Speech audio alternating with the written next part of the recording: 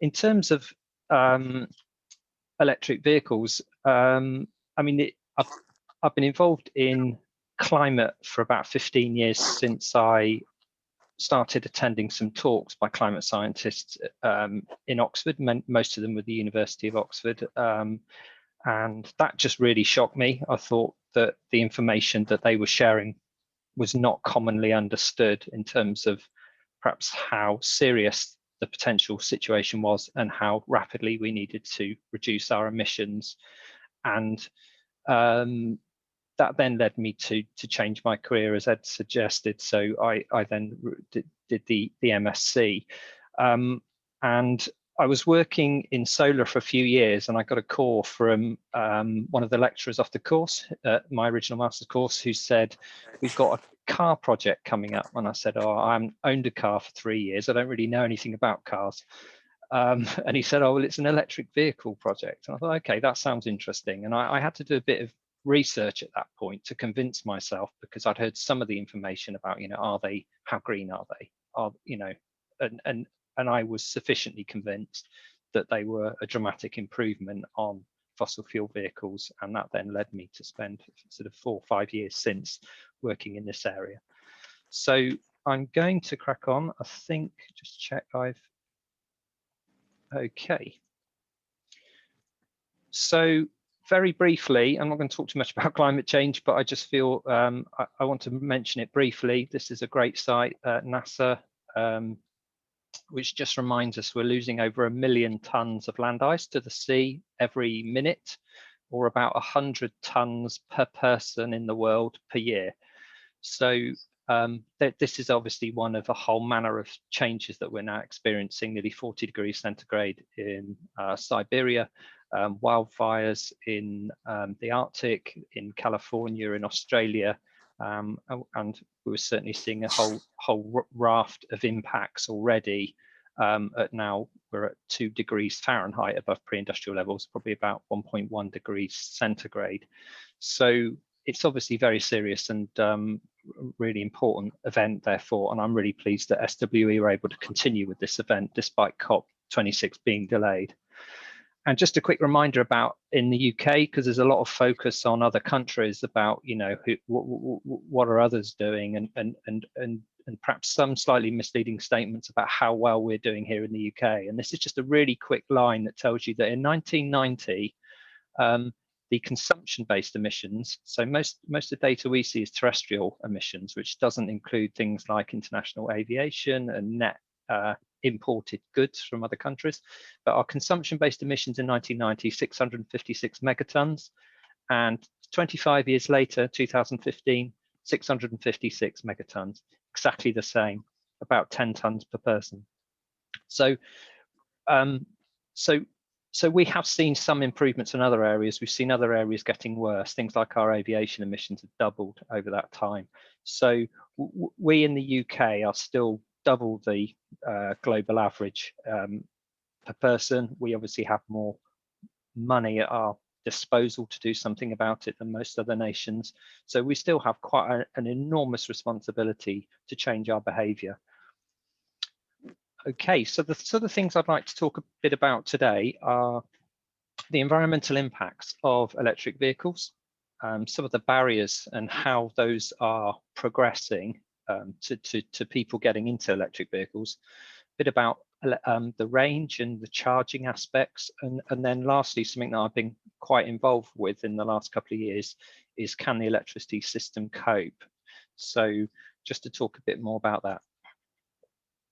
So firstly, just to give a bit of context, energy, so this is UK greenhouse gas emissions in 2018, and for many years, energy supply has been the biggest contributor to greenhouse gas emissions, because that has been decarbonising quite rapidly as we've switched away from coal and we've built loads of particularly wind turbines, but some solar. Energy supply is now less than transport. So so transport now is 28% of terrestrial emissions, and of that, about 70% is cars and light duty vehicles. So it is a really, really big chunk of emissions. And perhaps one of the most disappointing things is this shows that there's been virtually no change in those emissions since 1990. If you think about the enhanced, the learning in engineering in those nearly 3 decades, it's quite astonishing that we've not seen a significant improvement in the energy efficiency of vehicles on our roads.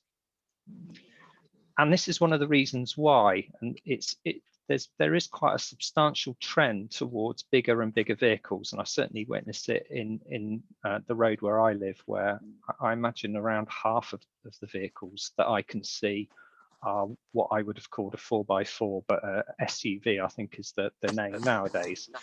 What this shows on the left-hand side is since 2010, these are the biggest reasons for increases in global greenhouse gas emissions. So the power sector is the biggest, and that's where particularly developing countries have been building more power plants, gas plants, coal, but obviously from a very low base where many people don't have electricity at all. So you know, not to be compared perhaps with the way in which we use energy necessarily. But the second reason, amazingly, is simply because we're buying bigger and bigger vehicles.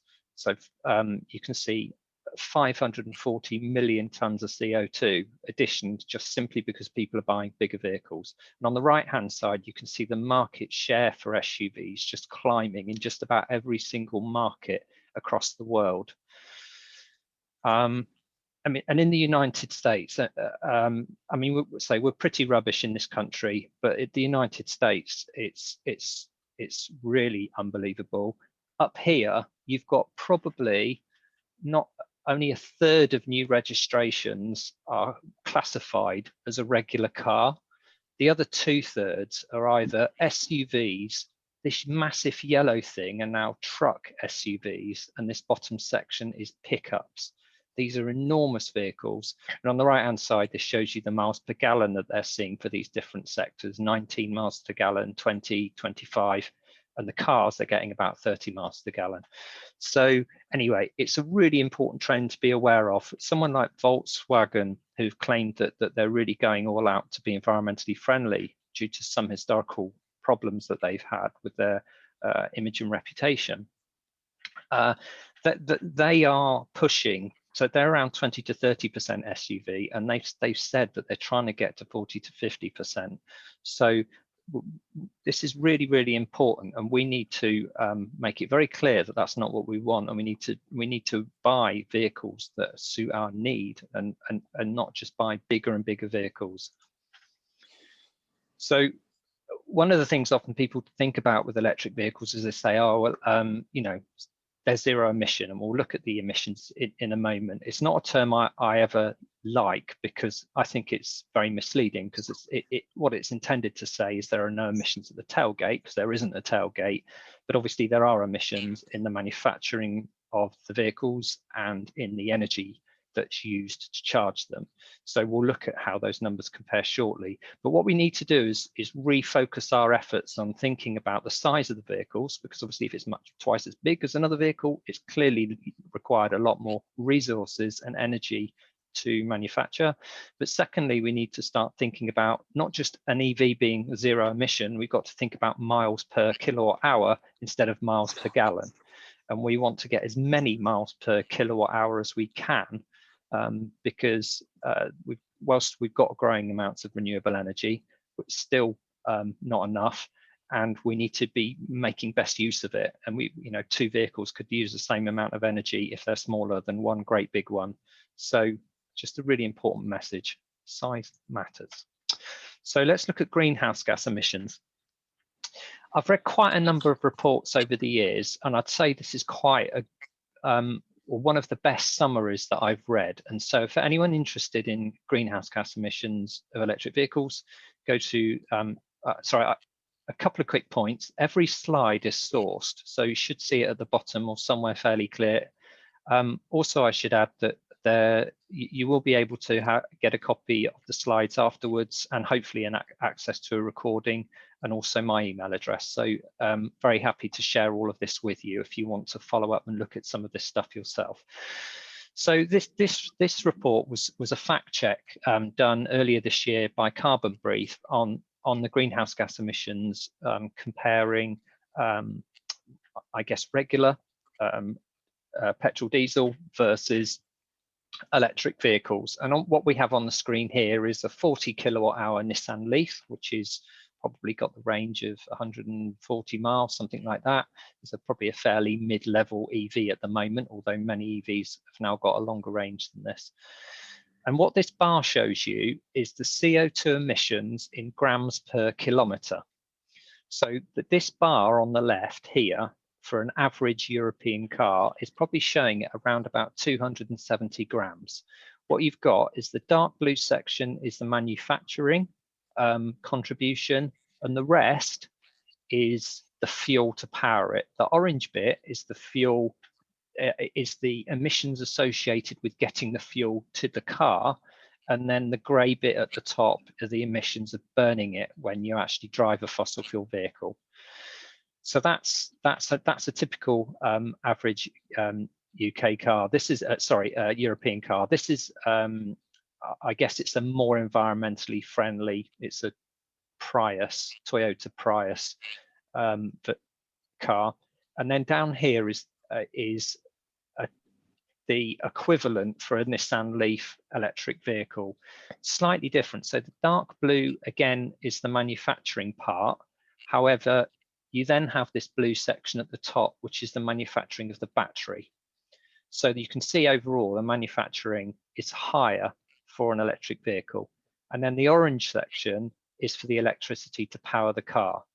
So what that means is that, so their assumptions were that the vehicles do around about 150,000 kilometers in their life, or just over 90,000 miles.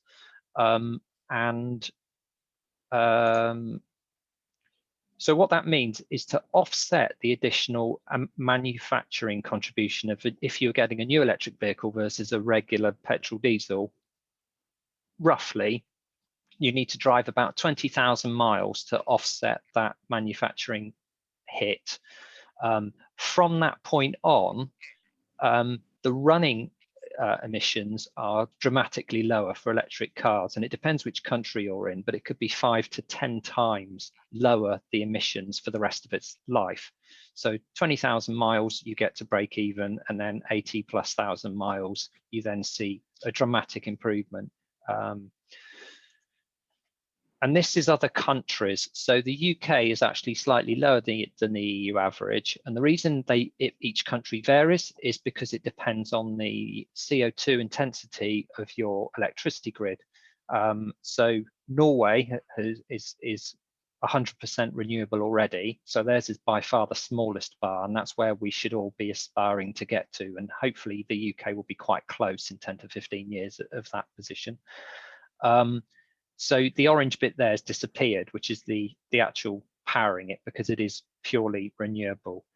But a couple of things to mention. So firstly, because every single electric grid in the UK is in the world is decarbonising now for all sorts of different reasons, including climate and air pollution. Every year you drive the electric car, these emissions fall, because obviously the renewable content of what you're driving increases.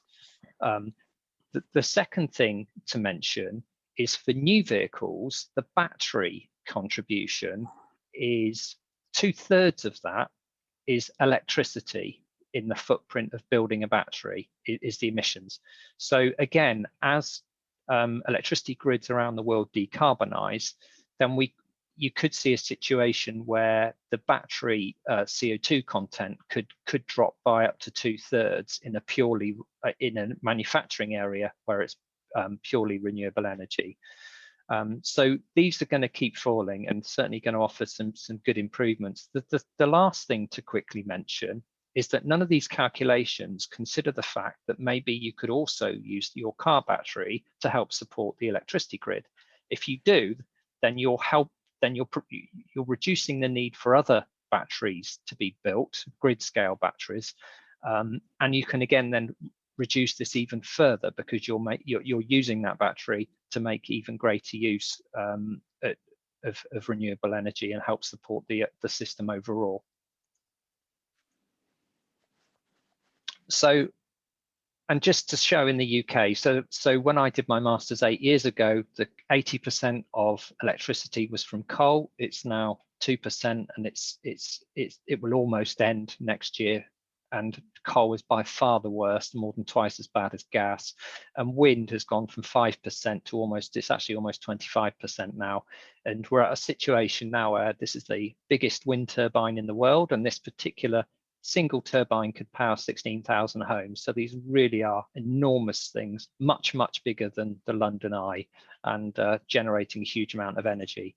And this is the numbers for the UK grid. We've gone from 500 grams of CO2 per kilowatt hour to 189 last year. There was obviously there was a scandal which you may have heard about, which was related to the automotive manufacturers manipulating the testing regime. So when they had to hit certain particulate levels from the vehicles, and some of the manufacturers were able to recognize when a vehicle was being tested and actually modified the way in which the engine behaved to dramatically reduce the emissions temporarily during the test. And then it was found that in fact, when some real life tests were done, that the particulates and things coming out were many times higher than were tested and were legal. And so that's led to some huge legal cases and many billions of pounds handed over by some of the automotive companies. But it's also, it will have impacted people's lives. So it's thought that nearly 9 million people in the world, according to the World Health Organization, die from poor air quality, and around or up to 65,000 people in the UK every year. It's not all as a result of fossil fuel cars, because there are other industrial and power contributors to that, but it's obviously it is a serious problem, and something we're aware of, and also impacts things like asthma and other issues that we're seeing. So anyway, if anyone's interested to see a bit more about what happened there is a program, if you have access to Netflix, called Hard Knocks, in the dirty money phase. But anyway, the testing regimes have now been updated, and I think that there are now a lot more real life checks going on to try to avoid this situation again. Mike Berners-Lee, or Professor Mike Berners-Lee, as many of you may know, has written lots of books. He's an academic at Lancaster University. He's written things like How Bad Are Bananas, which is just been updated, amongst others.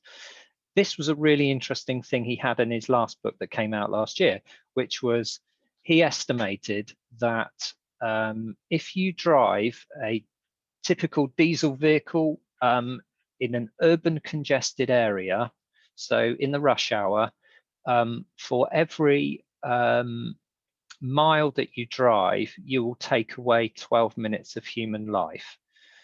So this is an interesting fact packet calculation he's done based on the air quality or emissions from all these vehicles versus the number of deaths, and then he's done this sum. So if you compare that to petrol, it's 3.5 minutes per mile driven, and it's 0.5 for an electric vehicle. So there's about a 25 times difference between an electric vehicle and a diesel vehicle in terms of the minutes of death that will be created. So it's quite an interesting way of looking at it. Also, he only assumed a 1-ton vehicle, but some of the larger SUVs are well over 2 tons. So that could be actually 25 minutes of human life lost from driving a great big diesel power SUV in an urban congested area. So anyway, just an interesting fact there. So anyway, as a result of a lot of these issues with air quality, and also with the growing recognition that we need to act on climate, we're starting to see policies emerging all around the world for the phase out of the combustion engine. So Norway has the earliest at 2025. I think already there are about 60 or 70% of new vehicles registered are now fully electric. So then we've got a number of countries who are looking to do it in 2030. I think Scotland is 2032. At the moment, the UK is at 2040. I actually think it's recently pulled it forward to 2035. And they're now also trying to look at whether they could pull it to 2030 to 2032.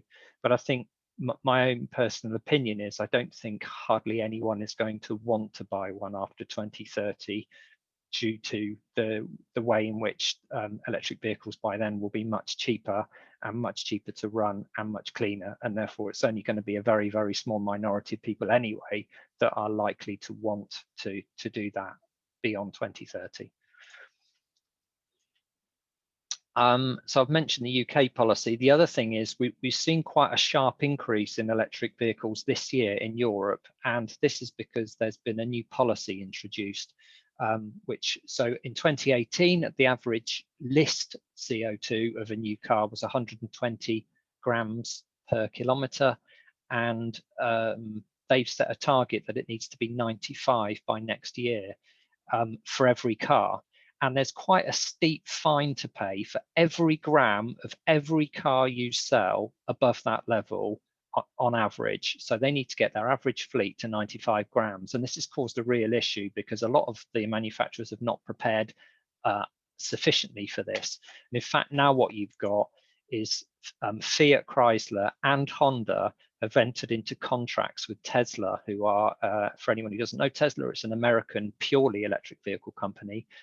Because that they've effectively joined an alliance with Tesla. So instead of paying the fines, they're between them paying many hundreds of millions to Tesla because it's slightly cheaper for them to do that. So, you know, in some respects, I think that's a positive thing because it strengthens Tesla, who are a purely fully electric company, and Fiat and Honda will really not be happy that they are paying out to Tesla such huge sums of money. So it will be incentivizing them as rapidly as possible to up their production levels of electric vehicles as soon as possible. And it's good to see as well the Fiat 500 is coming out electric. So another quick thing around batteries of electric vehicles is that a lot of people have said, well, how long are the batteries going to last, and are they going to need replacing? Well, I've been to a number of talks by a number of academics and also industry people on this, and it certainly appears to be likely that electric vehicle batteries are not going to need replacing in their lifetime. A couple of quick examples on the left-hand side here is one Tesla that's on its original battery, and it's done 1.2 million kilometers or 750,000 miles, and that seems to be going fine. There's also a Nissan Leaf, I know, that was a taxi. It did 175,000 miles before the taxi driver sold it, and I think he said there was one ball bearing needed replacing. That was the only maintenance issue he experienced, other than, you know, regular things like the odd tires or windscreen wipers that tend to need doing on any car. So what we're seeing is that you do get degradation on batteries gradually over time, but chances are, you know, if you buy a car, for instance, that's supposed to do 250 miles and then it drops to, let's say, 180 miles when it's 10 years old, then I don't think that's going to create a massive issue. People are likely to think about what range they really need. And for many people, particularly if it's, say, a runaround car more locally, then they may only need 50 or 60 mile range comfortably to cover all those local journeys. So I think it will just be I don't think that's going to be a problem. I don't think that's going to be something that people need to worry about. And again, the battery management systems in these vehicles are getting increasingly sophisticated. A quick question, or sorry, a quick couple of slides about the raw materials. And this is obviously a very important area again, and this is why everything like this has a footprint that has to be considered. In terms of the recycling, so 80% of electric vehicle batteries at the end of life are expected to still be perfectly good enough to then be transferred and used in grid storage applications. And that's already happening with some of the original electric vehicle batteries from 10 so years ago, starting to be taken out and used in that way, which is good. And then the ones, once they become entirely exhausted, then it's thought that about 75% of the batteries will be recycled. And this is a good report if anyone's interested to go and look into this in a bit more detail, by a company called Element Energy. Go and have a look at their report, and it just gives you quite a lot more detail about that. The other thing is that so one of the concerns, for example, is human rights issues in the Democratic Republic of Congo, which historically has been the largest producer of cobalt. So that this has involved things like children and other non-mining adults during the night when the mines are closed, finding an alternative way of digging in, obviously at great danger to themselves. And so there is a huge responsibility for a real focus on the supply chain and ensuring that these mines are secure and professionally managed, and these risks are minimized. But the other thing is that partly because of this, cobalt demand in DRC is actually falling despite this huge rise in the number of electric vehicles on the road. And there's also Tesla have reduced the cobalt in their electric vehicles from 11 kilograms to 4 kilograms, and they've actually just gone further. So I'll come on to that in a moment, but this just shows you how battery technologies have changed over time, and the dark blue lines are cobalt. And so they were 40% cobalt in the original original electric vehicle batteries, and also in smartphone batteries. And then it dropped to 13%, which is used in the BMW i3s, the original BMW i3s. And then it dropped to 7% for some of the more recent Teslas. That there's now a huge number of electric buses in China, many hundreds of thousands of them, and they don't have any cobalt at all. And in fact, Tesla, who've now got a big manufacturing plant in China, all of their standard range Teslas built there don't have any cobalt either. So again, there's some encouraging signs that we will hopefully reduce the damage. If you want to learn more about these types of issues, then Plug Life Television has a YouTube channel, and there's a really good academic who understands this stuff quite deeply and has done some fantastic videos on his YouTube channel. So Plug Life Television, feel free to have a look. And that's this screenshot was taken from one of his talks. And another quick slide from Mike Berners-Lee. How far can you travel each year with 1 meter squared of land at your disposal? And the serious point to this is how we produce energy to power ourselves is often down to land. So you either grow stuff to maybe biofuels or food to power a human being, or you use a meter squared with, say, a solar panel, and that generates energy, and then that powers you. But we know there's a huge issue with global deforestation, and I think so this is quite a powerful slide to just explain the difference between electric vehicles and, say, biofuels. So what this says is, with 1 meter squared, if you grew crops to power a car with biofuels, it would get you about 1 to 5 miles a year. An electric vehicle, if you put 1 meter squared of solar on it, could get you 1,000 miles. So it's a completely different order of magnitude. And even better than that, if you had an electric bicycle, 1 meter squared of solar could get you 20,000 miles. So the purpose of this slide is just to give a sense of scale, that we've got to be extremely careful about biofuels being a solution for transport, because it requires enormous amounts of land that we don't necessarily have at the moment. And in fact, yeah, so I think that's the key point. And again, electric bikes, if you don't need a car, is infinitely better than anything else.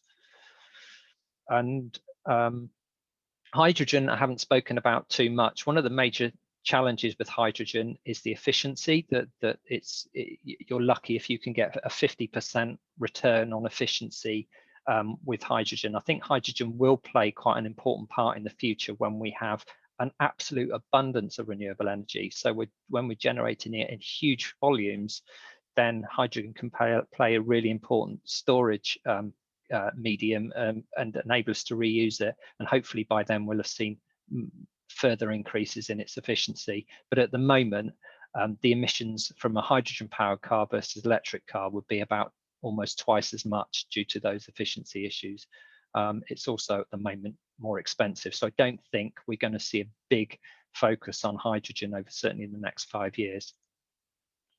Some of the reasons holding people back with electric vehicles are the price, access to charging, perhaps just the amount of choice and just knowledge. So hopefully people are starting to learn a bit more about electric vehicles and starting to know people who've got one. If we start with price, so one thing we've seen, so Tesla, again, for those who don't know, who have been going, I don't know, about 10 to 15 years, are probably the first major breakthrough automotive company. So the first in almost 100 years, the first auto company to be to start up, certainly in the US or Europe, and actually compete with the major manufacturers. But they've built the biggest building in the world called the Gigafactory. This is in the Nevada desert. And this has provided huge economies of scale for building batteries. And you can see here the price has changed from $1,000 per kilowatt hour in 2010 to $200 in 2017. And we're not getting too far away from we're certainly less than 150 now, and we won't be long before we drop below 100. So 80 to 90% reduction in battery prices since 2010 has really helped make this much more affordable. The other thing is we've seen significant improvements in density, energy density, which means that we can actually fit more or get more range out of the batteries for the amount of space they take up in the vehicle, which now means we're starting to get vehicles that people are much more comfortable about in terms of how far they will travel. It's also worth noting that in China, there's a much bigger focus as well on electric vehicles than there has been in Europe. In Europe, in last year, 1% of vehicles built were fully electric. In China, it was 7%. So they have a bit of an opportunity to get to where they've historically been behind in international markets for vehicle manufacturing. If they can get a head start with electric vehicles, they will help them to take market share away from some of the incumbent manufacturers who are a bit slow to respond. And Deloitte, for example, there's many predictions around when electric vehicles will have reached price parity. They believe around 2022. For some people, price parity has already been achieved if you take into account not just the cost of purchasing, but also the cost of the dramatically reduced cost of paying for the fuel to power it, because electricity is much, much cheaper than petrol or diesel. And also the maintenance cost. In the experience of DriveElectric, who I work with, they found maintenance costs to be less than half that of a diesel petrol.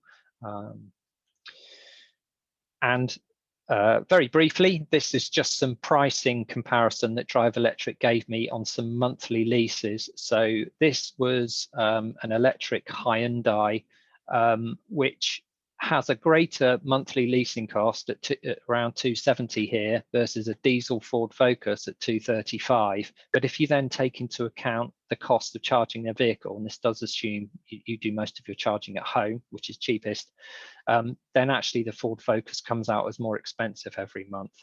And the electric vehicle is also significantly less than, say, the diesel Mondeo.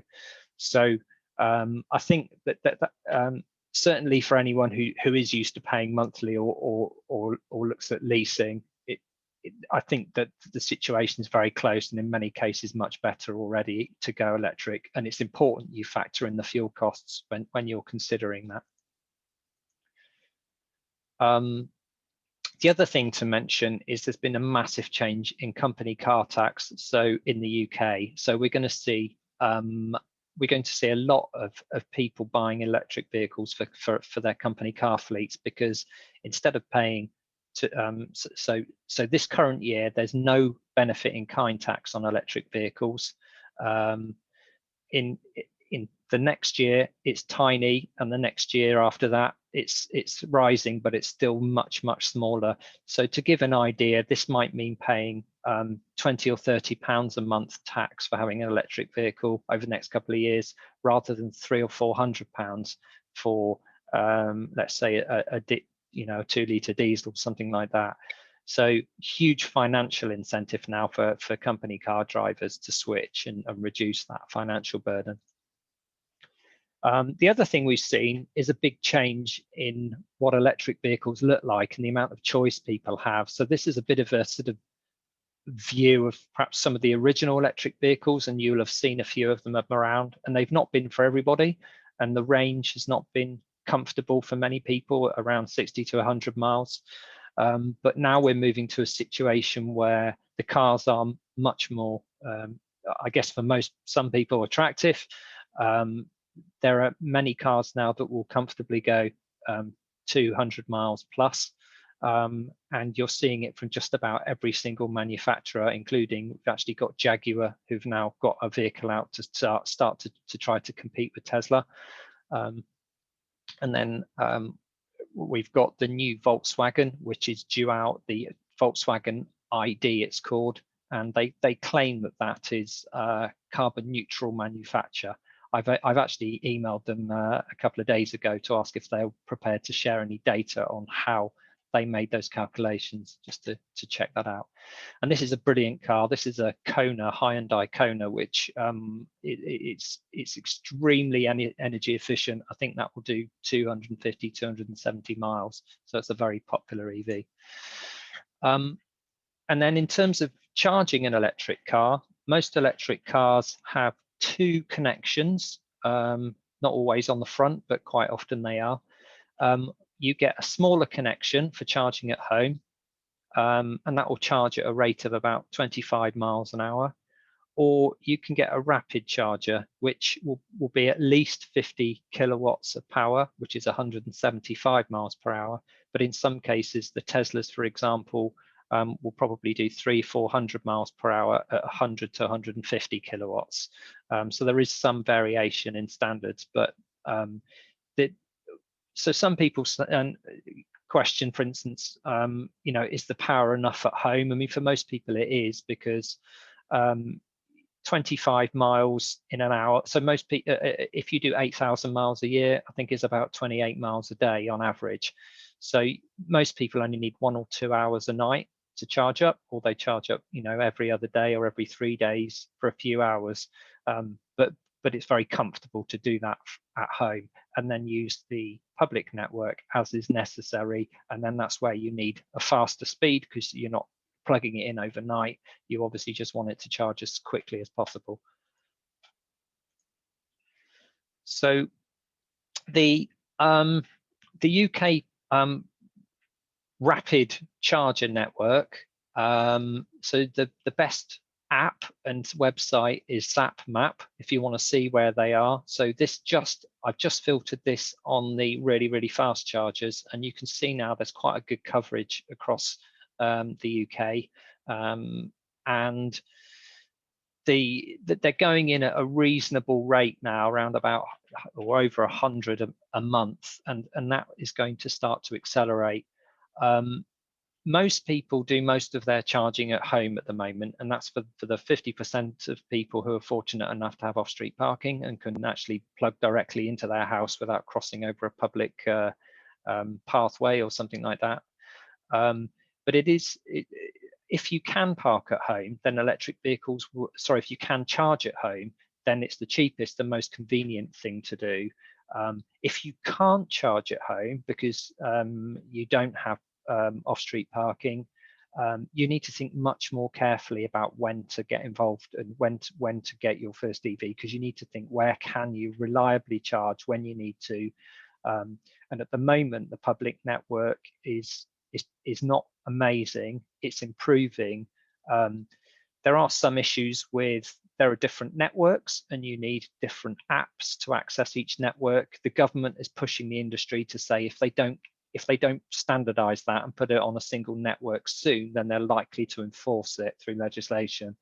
So I think that will happen in the next year or so. So yeah, so the public network is improving, but if you are doing longer trips and you need to access the public network, you just need to think a bit more differently in terms of planning your trip, perhaps in a way that you wouldn't do as much at the moment, in terms of thinking about, you know, where you need to charge en route, or whether you can charge at your destination.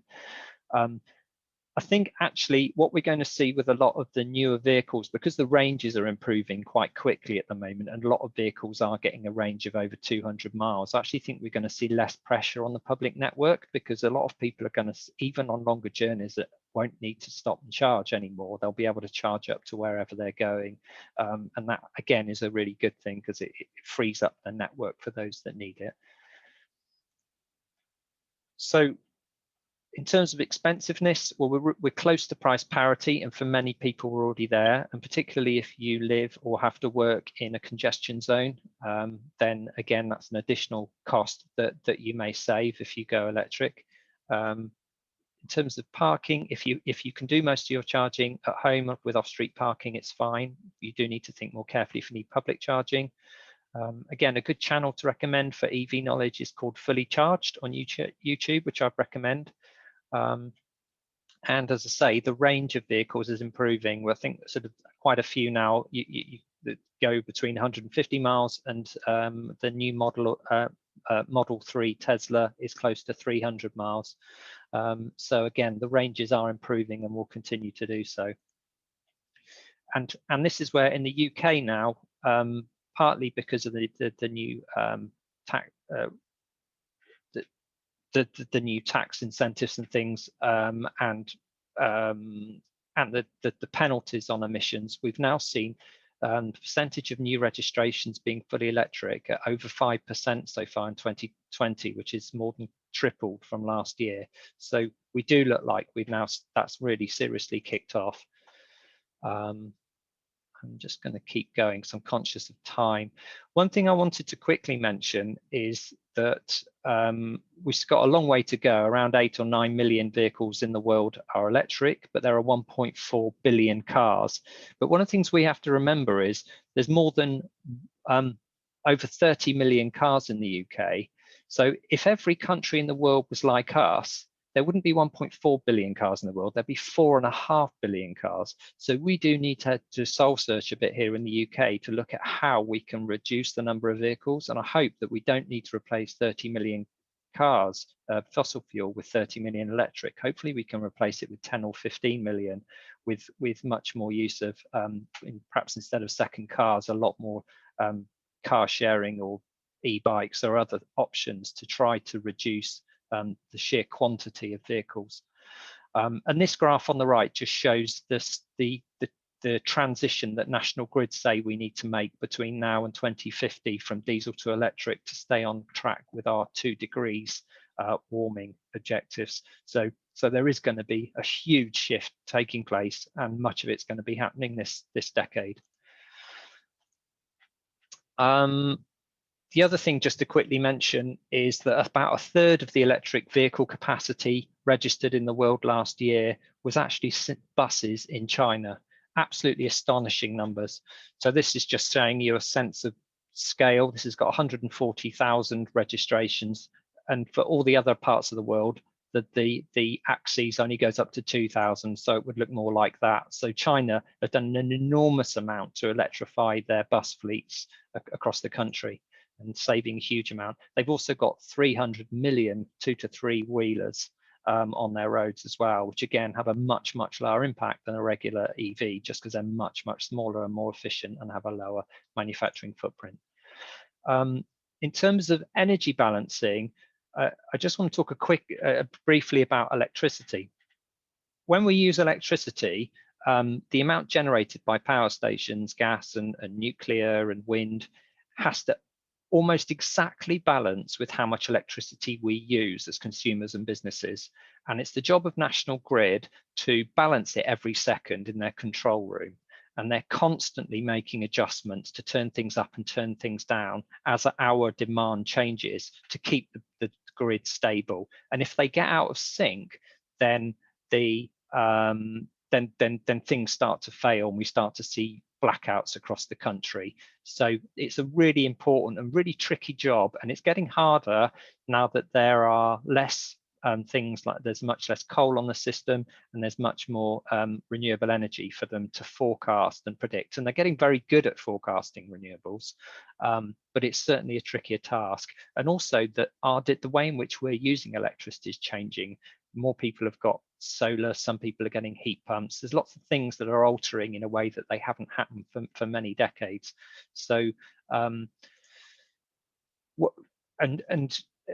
sorry, this is just a site that, which is Electric Insights, which shows you how every second of the day things are changing in terms of the mix of energy and the CO2. So the very, very basic message from this is when electricity demand is high, the cost of electricity is high and the emissions are high, because when electricity demand is low, it tends to be things that don't need fuel or very low cost to actually run. Things like wind, solar and nuclear will always come on the system first.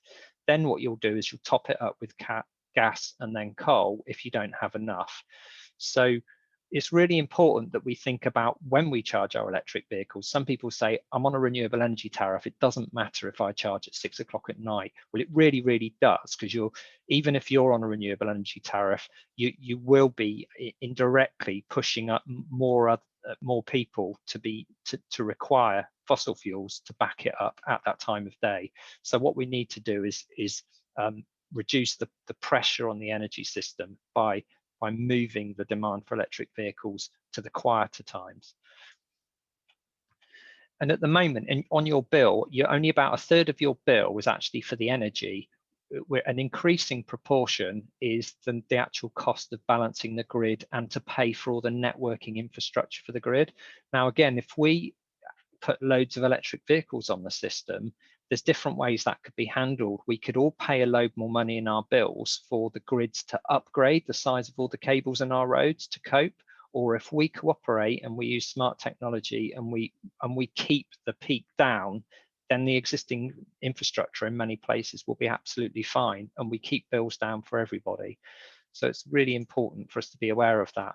In a vehicle that, in a project that we were involved with, it showed that the blue lines, this is midnight to midnight, and it shows you, the blue line shows you demand from a typical house, and the orange is the demand from a typical electric car. So it's almost doubling demand, not quite. But what's also happening is the worrying thing is when people use the most electricity early evening, they're also using their EV the most, and that's because people are coming home, plugging in the electric vehicle, and then it charges. Not everyone does that. Some people are now moving on to smarter tariffs, either Economy 7 or some of the other really whizzy tariffs that reduce costs significantly overnight, and now they're coming home, they're waiting and then charging during the middle of the night. And if they did that, then the actual amount of power that we needed could be redistributed a bit like this, much more evenly, and then that prevents us from having to upgrade the roads. And this just shows you hundreds of charge cycles for cars. Each line is a charge cycle going down the page. The green bit is how long the car was actually charging, and the orange bit is how long it was just then sat idle after it finished charging. So you can see there's a huge amount of flexibility because there's no need for that car necessarily to plug in at 6 when it's plugged in for another 10 hours. It could easily charge at 2 o'clock tonight when it's windy, and maybe 4 o'clock tomorrow if it's windy then, and 3 o'clock the day after. And it needs to move around like that to match in with renewables, and particularly wind. Sorry, I'll try to tie up now because I'm kind of conscious I'm close to time. So what I do encourage you to do is embrace smart meters, because they help share with the energy industry when we actually use energy by half hour. At the moment, they kind of have to estimate it and derive it in different ways. But it's really important because it will help them to make much better use of renewable energy if they know precisely when we're using it. The second thing is to definitely embrace time of use tariffs so that you are encouraged to shift your charging to much cheaper times of the day when there is a much greater abundance of renewable energy. Also, we're starting to see projects. In fact, we're involved in 3 projects at CrowdCharge involving two-way charging, which is that you might park your car up when you get home from work, and then instead of just wait and charging till the middle of the night, it could actually discharge energy from the battery for 2 or 3 hours to help reduce the peak on the grid and then recover that during the night. So this is still very experimental and new, and at the moment pretty much only Nissan Leafs can participate in these types of projects, but that will become, bi-directional charging will become possible for all cars, I imagine, in about 4 to 5 years.